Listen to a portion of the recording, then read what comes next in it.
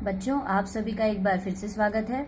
आज हम कक्षा 8वीं गणित विषय का प्रश्न संग्रह 1.2 के पाठ को पढ़ने वाले हैं, जिसका नाम है परिमेय संख्याओं की तुलना, अर्थात उनका क्रम संबंध निर्धारित करना। तो उसके कुछ नियम है, हम वो देख लेते हैं।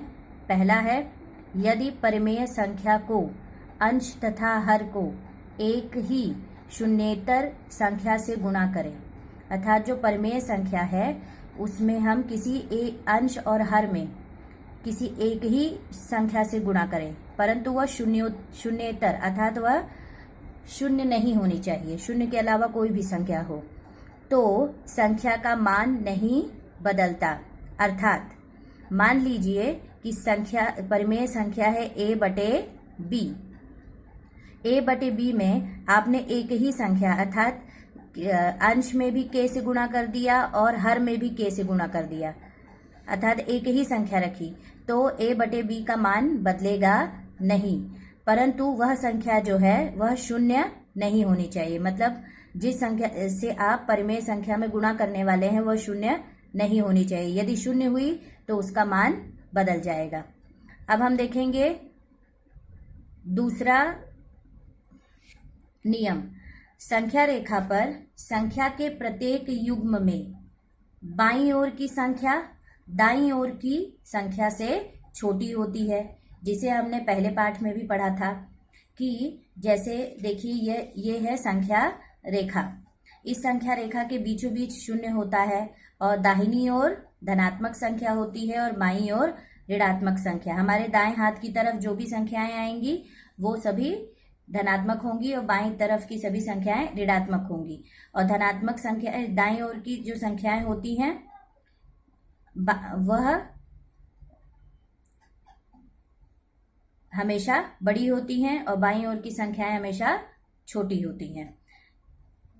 मतलब यहाँ पर एक जो है शून्य जो है वह एक से छोटा है, परंतु ऋण एक जो है वह शून्य से छोटा है। ऋणात्मक संख्याएं सभी शून्य से छोटी होती हैं। जैसे यहाँ पर मान लीजिए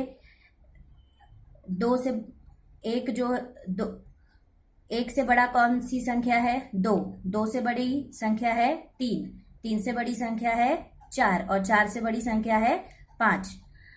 ये हम दाहिनी तरफ जा रहे हैं। अब हम इस तरफ जाते हैं, जैसे शून्य। हाँ, शून्य से छोटी संख्या कौन सी है? ऋण 1। और लेकिन ऋण 2 जो है वह ऋण 1 से छोटी होगी, क्योंकि ऋण 1 यहाँ दाहिनी तरफ हो रहा है और ये बाईं तरफ जा रहा है। अब ऋण 2 और ऋण 3 में कौन छोटा होगा? ऋण 3 छोटा होगा और ऋण 2 बड़ा होगा। अब हम तीसरे नियम की तरफ जाते हैं। तीसरा नियम क्या है कि ऋणात्मक परिमेय संख्याएं धनात्मक परिमेय संख्याओं से सदैव छोटी होती हैं। कि ऋणात्मक जितनी भी ऋणात्मक संख्याएं होंगी वे हमेशा धनात्मक संख्याओं से छोटी ही रहेंगी। उदाहरण के लिए यहाँ दिया है ऋण 5/7 और 2/11। अब इन दोनों परिमेय संख्याओं में बड़ी संख्या कौन सी हुई? 2/11, क्योंकि यह धनात्मक संख्या है और ऋण यहाँ पर ऋण लग गया, इसलिए यह संख्या क्या हो जाएगी? यह परिमेय संख्या छोटी हो जाएगी। और ये जो चिन्ह होता है, जो संख्या बड़ी होती है उसकी तरफ इसका मुंह खुला होता है और ये यहाँ पर इस तरह से बनाते हैं। अब हम जानेंगे इन नियमों का उपयोग। देखिए, आपको याद रखिए, परिमेय संख्याओं a तथा b तथा c तथा d में यदि b और d धनात्मक हो, अर्थात तो कौन कौन से नियम लगते हैं। मतलब b और d जो है ये दोनों धनात्मक संख्या हैं, तो कौन कौन से नियम लगाए जा सकते हैं। तो पहला देखिए, पहला क्या दिया है? यदि a गुणे d छोटा हो b गुणे c से, तो हमेशा a/b छोटा होगा c/d से। अब इस नियम को यहाँ पर मैं आपको सिद्ध करके दिखाती हूँ। जैसे मान लीजिए हमने एक संख्या ले ली 2/4 और दूसरी संख्या ले ली 3/2। ये दो परिमेय संख्याएं हैं। अब यहाँ नियम क्या दिया है, a गुणे d, अर्थात आपको क्या करना है, a और d का आपस में गुणा करना है। तो यहाँ a और d कौन हुए, 2 और 2।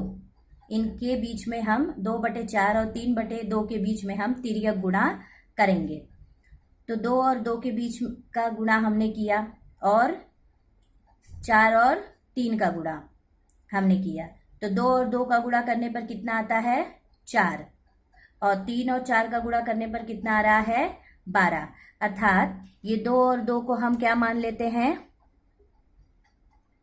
a गुणे d मान लेते हैं, और 3 गुणे 4 को हम क्या मानते हैं, b गुणे c। तो जैसा कि सवाल में कहा गया कि a गुणे d जो है वह छोटी होनी चाहिए b गुणे c से, तो हमारा a गुणे d का कितना उत्तर आया है, 4, और b गुणे c का कितना उत्तर आया है, 12। अगर ऐसा है तब इन दोनों में छोटी संख्या कौन सी हो जाएगी, 2/4 जो है वो छोटी हो जाएगी 3/2 से। अब हम दूसरा जो नियम है वो देख लेते हैं। दूसरा नियम यहाँ क्या दिया हुआ है, यदि a गुणे d बराबर होगा b गुणे c से, तो a/b बराबर होगा c/d से। मतलब कि इसका उत्तर, इनका जो गुणा है आपस में, a और d का गुणा और b और c का गुणा करने पर अगर उत्तर दोनों का समान आता है तो ये दोनों आपस में संख्याएं, परिमेय संख्याएं क्या हो जाएंगी, समान हो जाएंगी। तो जैसे उदाहरण के लिए मैंने यहाँ एक सवाल दिया है कि 3/6 तथा 4/8 ये दो परिमेय संख्याएं हैं। अब हम इनका क्या करते हैं, आपस में तिर्यक गुणा कर देते हैं। तो 3/6 और 4/8 का आपस में तिर्यक गुणा, 3 और 8 का गुणा करिए और 6 और 4 का गुणा करेंगे। तो यहाँ पर 3/8, 3 गुणे 8 का गुणा करने पर कितना उत्तर आ रहा है, 24, 3×8 24।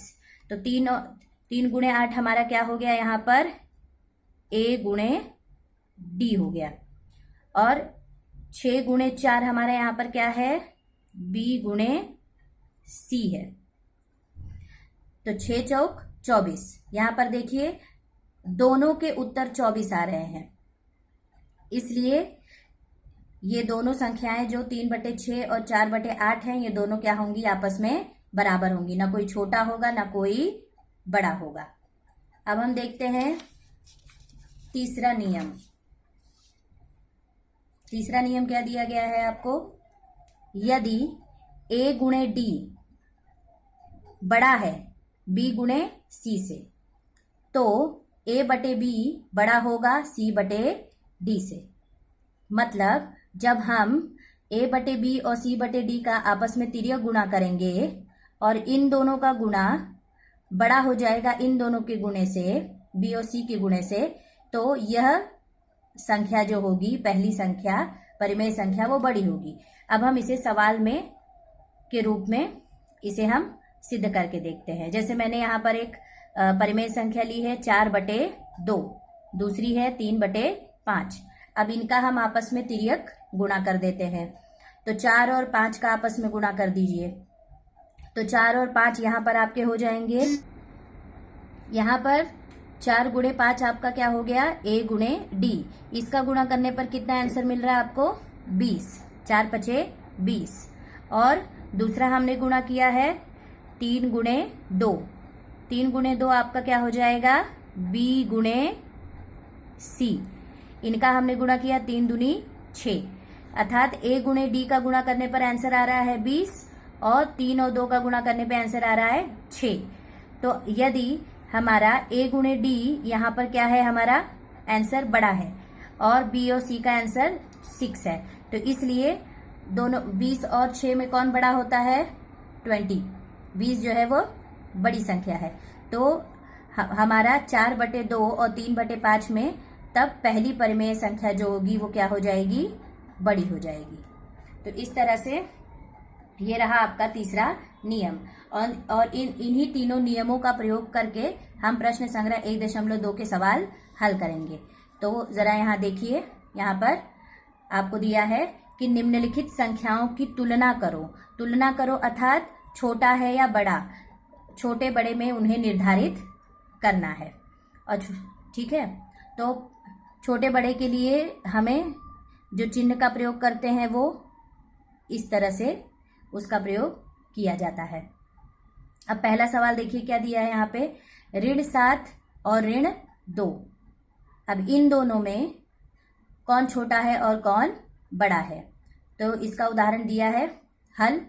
यदि a तथा b धनात्मक संख्याएं हो तो, इसका मतलब है कि a और b अगर धनात्मक संख्याएं हो तो a बड़ा होगा b से। लेकिन 7 और 2 में कौन बड़ा है, 7, अगर ये धनात्मक होती तो। लेकिन अब यहाँ पर ऋण लगने के कारण 7 यहाँ पर छोटा हो जाएगा और ऋण 2 यहाँ पर बड़ा। इसका उल्टा नियम ऋणात्मक संख्या में लगता है। धनात्मक संख्या में जैसे जैसे संख्या बड़ी होती जाती है वो बड़ी हो जाती है, उसे हम बड़ा समझते हैं। लेकिन यहाँ पर जैसे जैसे संख्या बड़ी होती है और अगर उसमें ऋण लगा है तो उसे हम छोटा समझते हैं। तो ऋण 7 और ऋण 2 में ऋण 2 जो है वो आपकी बड़ी संख्या है। अब हम देखेंगे दूसरा सवाल। दूसरा सवाल आपको क्या दिया है, 0 और ऋण 9/5। अब इन दोनों में बड़ी संख्या कौन सी है, तो जैसे कि संख्या रेखा में मैंने आपको पहले बताया था कि 0 के बाईं ओर कौन सी संख्या है, ऋणात्मक संख्या है, और ऋणात्मक संख्या है वह 0 से छोटी होती है। तो देखिए संख्या रेखा पर संख्या ऋण 9/5 0 की बाईं ओर स्थित है, और हमारा नियम भी यही था कि बाईं ओर की संख्या हमेशा दाईं ओर की संख्याओं से छोटी होती है। और इस नियम के हिसाब से ये सिद्ध होता है कि ऋण 9/5 जो है वह 0 से छोटा है। इसको हम इस तरफ से भी ऐसे भी दिखा सकते हैं कि 0 बड़ा है ऋण 9/5 से। अब हम देखेंगे इसी प्रश्न संग्रह का तीसरा सवाल। क्या दिया है, 8/7 और 0। अब ये 8/7 जो है ये क्या है, धनात्मक संख्या है, और ये 0 भी धन। तो इन दोनों में देखकर ही आप समझ गए होंगे कि कौन बड़ा होगा 8/7 और 0 में से।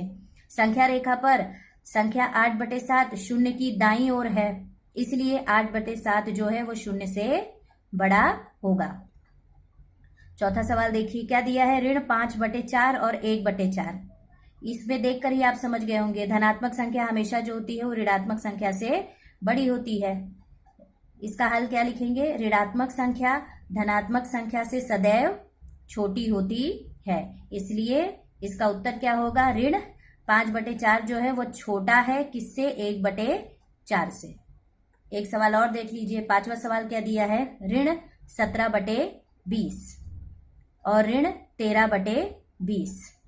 अब यहां पर इसे हमें सॉल्व करना है। तो यहां पर आप देखिए ऋणात्मक संख्या में उल्टा नियम लगता है।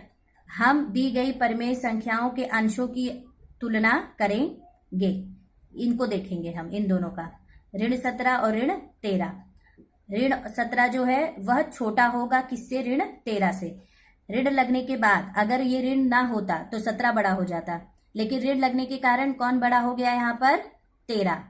ऋण 13 बड़ा है और ऋण 17 छोटा है। तो यहाँ पे बड़ी संख्या कौन सी है, ऋण 13 जो है वह बड़ी संख्या है। तो अगर ऋण 13 बड़ी संख्या है तो इन दोनों परिमेय संख्याओं में ऋण 17/20 छोटी हुई और ऋण 13/20 यह बड़ी संख्या हुई। चलिए विद्यार्थियों, अब हम देख लेते हैं छठवां प्रश्न। छठवां प्रश्न आपको दिया है 15/12 और 7/16। इन दोनों में आपको छोटी बड़ी संख्या ढूंढनी है। लेकिन यहाँ पर अगर आप देखें तो ये दोनों संख्याएं धनात्मक हैं, परंतु इनका जो हर है वो अलग अलग है। एक का 12 है, दूसरे का 16। तो उसके लिए पहले हमें क्या करना पड़ेगा, इनके हर को समान करना होगा। तो हम क्या करेंगे, 15/12 में दूसरी संख्या के 16 से ऊपर नीचे गुणा करेंगे, और 7/16 में हम 12 से गुणा करेंगे। तो हमने क्या किया, 15/12 में यहाँ इस संख्या के 16 को ऊपर नीचे गुणा किया। तो 15 और 16 का गुणा करने पे 240 उत्तर आया, और 12 और 16 का गुणा करने पर 192 उत्तर आया। और 7/16 में हम 12 से गुणा करेंगे, तो 7 गुणे 12, 16 गुणे 12, दोनों का गुणा करने पर 84/192 उत्तर आया।